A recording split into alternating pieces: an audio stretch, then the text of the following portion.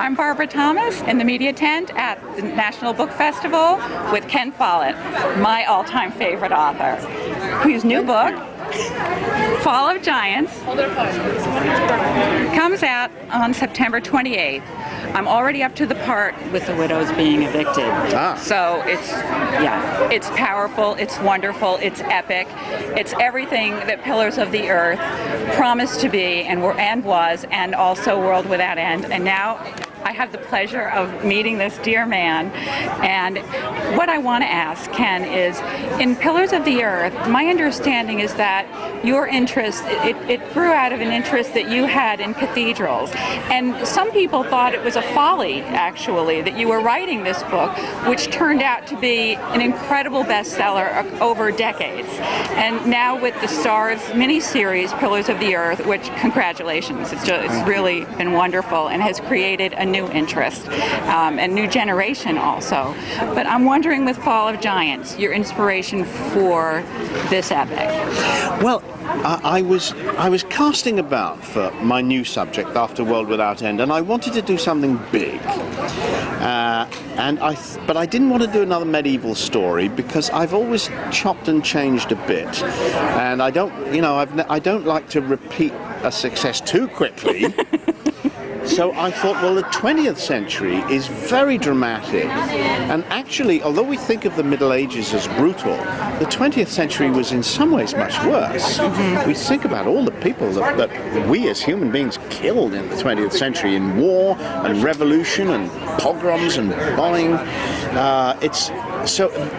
But it's also, the other thing about the 20th century is it's kind of our story. I lived through half of it. All of my readers will have lived through some of the 20th century, and our parents and grandparents lived through it. So in a way, Fall of Giants is about us. It's about where we came from.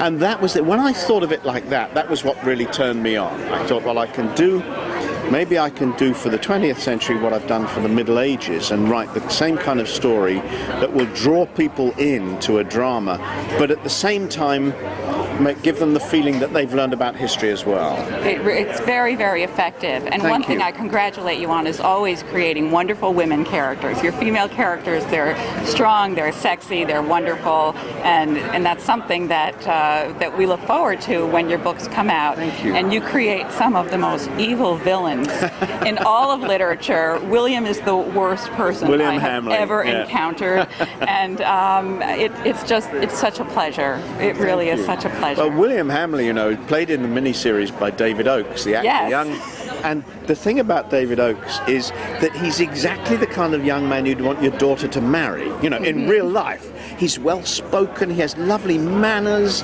his father's a vicar.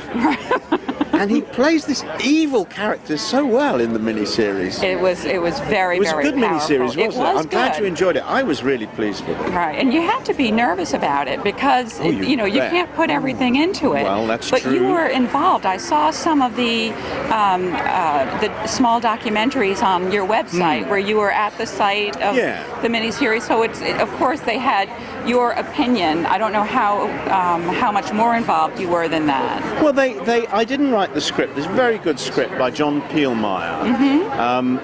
But they would ask me questions about it. And in the end, they said I was a consultant, which is a bit of an exaggeration. But they would ask me questions. What do we do about this? What do we do about that? How do you pronounce these names? That kind of thing they would ask me. And you may have missed it, but I actually appeared in it towards the end. You did? Yeah, for about 15 seconds. If you sneezed, you might have missed it. Well, I have it DVR'd, so tell me. I'll have to go back. Well, do you remember the scene where Jack is finding out about his past and his family, and he's in France and he's around a table with a lot of red-headed children. Yes. And well, I'm at the table and I take part in the conversation. So you see, you missed me. I missed you. I'm sorry. You know what? Also, the Oscar committee missed me as well because that's too bad. I haven't heard from them yet. That's too well. There's still no. You're going to get. This is going to get Emmys. There's no question in my mind. It's going to be like when John Adams swept the Emmys in 2008, 2009. I think it will. From your mouth to God's ear. I think it will. And I hope you're right. It's created. I have a wonderful relationship with my son, who's 27, and he and his wife have been watching the miniseries, and he came to me and he said, didn't you listen to the book on CD? Yes, I missed my exits probably on driving on the highway a dozen times. Totally worth it. So he took them out from the library, and he was actually listening to them at the same time that he was watching the miniseries, and it enhanced it for him. That's interesting. So, and he loves it. Good. And I love John Lee. I'm so glad he's narrating Fall of Giants. He's wonderful. You and John Lee can rule the world. Thank you. But thank you very, very much.